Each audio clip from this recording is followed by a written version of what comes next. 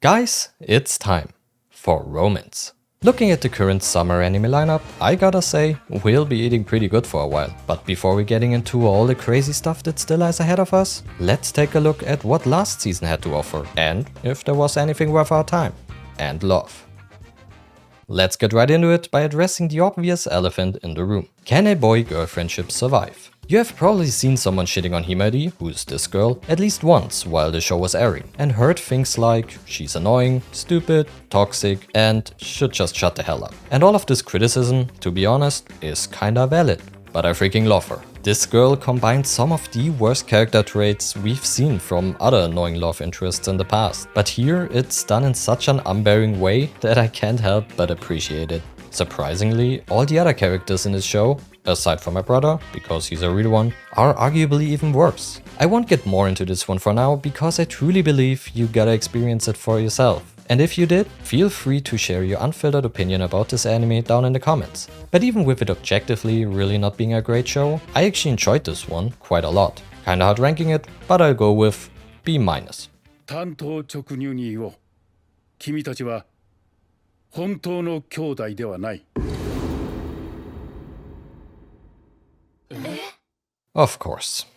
Arata does not have it easy. First, he gets mauled by his own dog, he then finds out he's adopted, and now, with all legal concerns out of the way, also has to deal with the second greatest force of anime degeneracy, non-blood-related siblings. You can take a wild guess what number one is. The Shiunji family children is your basic tropey rom-com material. The main character is the same dense self-insert as always. There's your tsundere, kudere, the sporty one, the shy one, and the aggressive oldest one. Also a lot of misunderstandings, but enough tiny wholesomeness to not let you lose hope for actual progression. Could have named the show the quintessential rich kids and everyone would have known immediately what they're getting into. But I'm also guilty, because I do like these type of shows. And if all of that sounded a little negative, don't get me wrong. The anime is good in what it does, looks beautiful, and its emotional moments don't miss the mark. As a dignified render girlfriend hater, I gotta give it to you, Miyajima-san. B+. Next up is a show for every fan of Studio Key anime adaptations, or those who just dig the vibe. Torishidochima is a secluded, beautiful island full of memories. Takahara Heidi, who, due to the death of his grandmother, visits this place in order to help out his relative, has no clue yet what kind of people he will meet, and how this summer might turn out to be the most important one of his life. Summer Pockets is beautiful to look at, but beneath what seems to become just a nice little teenage memory to reminisce about in the future, lies the lingering feeling of something that's not quite right here. And this feeling grows even stronger after the cheerful girl Kamome shows up, who takes Heidi for an adventure he will most likely never forget. I cannot talk any more about this one without entering spoiler territory, but what I can do is highly recommending it, at least for now, because the anime is only halfway done at the time of this recording. I don't know how well of an adaptation this show is, because I haven't played the visual novel, but like with all the other Studio Key works, I am still more than prepared to get either my heart ripped out, becoming confused halfway through, or honestly, both. But for what I've seen so far, A tier.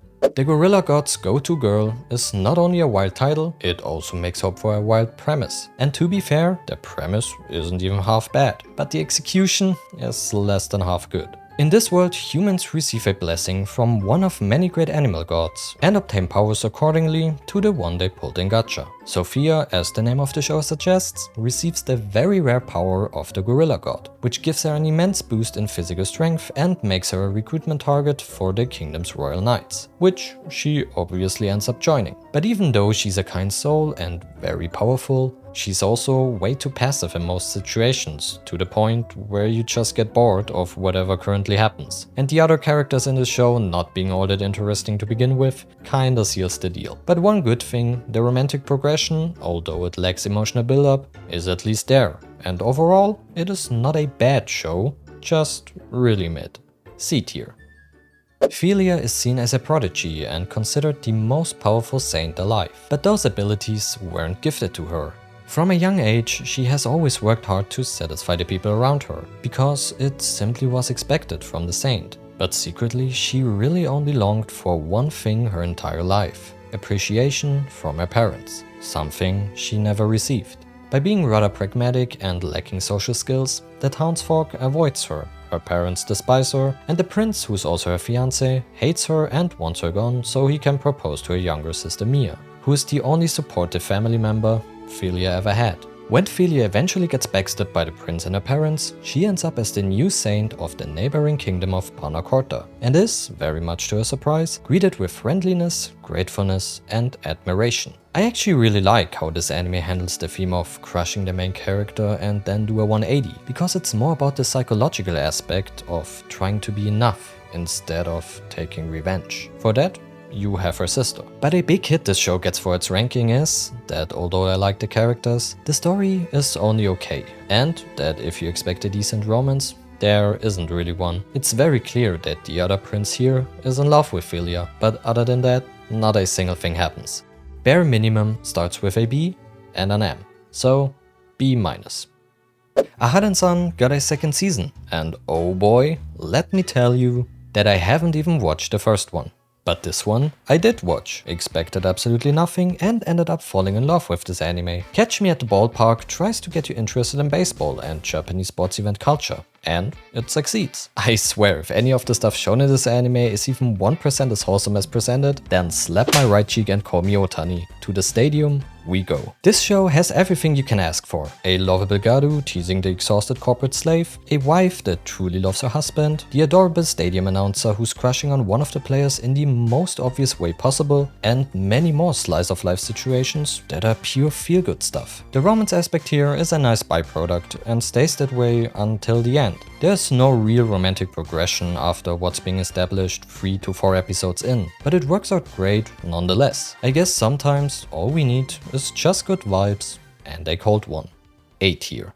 But now, enough with the good vibes. Today, and it's actually not hentai, please put them on Takamine-san. I would have titled the show Please Leave Them on Takamine-san, because every time she takes them off, for everyone wondering, yes, I'm talking about her underwear, you effectively waste half a minute of your life because of this fucking transition. And guess what? It plays every single time. And sometimes even multiple times per episode. I gotta admit, the name of her superpower made me chuckle a little. I mean, how could you possibly stay serious with an ability called Eternal Virgin Road? But that's the most credit I can give it. Sure, it's a gooning anime, but even with that in mind, there's no real reason to watch this instead of actual hentai. Except you have a kink for absurdly long transitions and boring characters. D tier.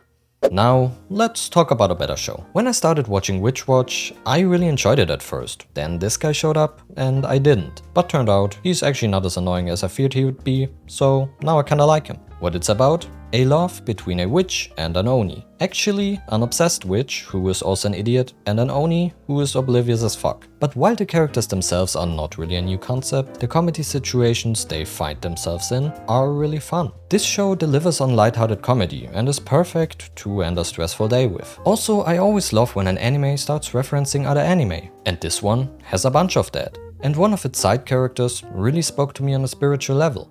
Therefore, B+.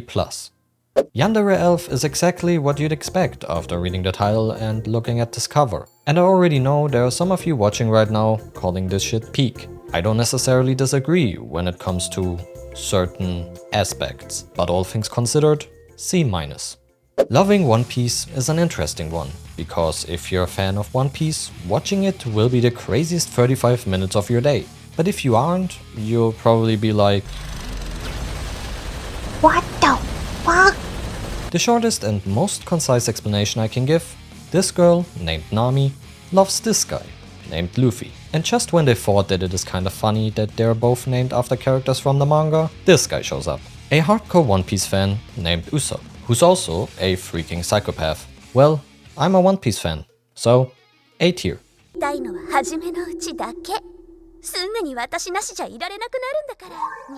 I am scared, but also a little aroused. In case you still haven't seen enough gooning material on this list, here's another one. Makina-san is a love bot. Well, she actually is a sex bot that doesn't know anything about sex. Again, at this point, just watch hentai or scroll through Twitter for 10 minutes. C-.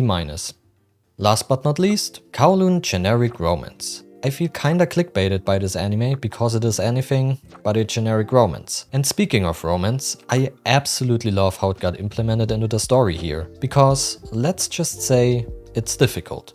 Reiko, who is in love with her seemingly always happy and outgoing coworker Kujo, can't help but get weirdly nostalgic feelings while being around him, and it is until not long after she'll find out why. A picture of them both together. The realization that Reiko, for whatever reason, got no memories of her past, and an eerie atmosphere that engulfs the whole walled city of Kowloon. This anime is as mysterious as it is beautiful, and if there's one show in recent times that loudly screams 90s retro vibes, it is this one right here. The main as well as side characters all feel important to the story, and as the plot progresses, you just want to know how they're gonna react to certain things, how everything might affect them in the long run, and how all of it will turn out at the end. This anime is, in my opinion, one of the better shows last season had to offer, not only when it comes to romance, but in general. The art style draws you in, its vibe immediately grabs you, and the story, although I personally think that a little more build up towards the end would have been nice, is more than enough to keep you engaged. I really enjoyed watching this one all the way through, and that's why this show deserves a spot at the top. Not the very top though. A+. And we're done. Sadly, there wasn't a title good enough to make it into S tier for me this time, but you know what? That's fine, because with what summer season is already delivering, I don't think that this tier will stay empty in the next video. But for now, I just hope you enjoyed this one, and if so, remember to hit the like button, subscribe to the channel if you wanna see more of my stuff in the future, and activate the bell so that she keeps her stupid panties on. As always, I hope you're having a wonderful day, and I will see you in the next video. Until then, peace.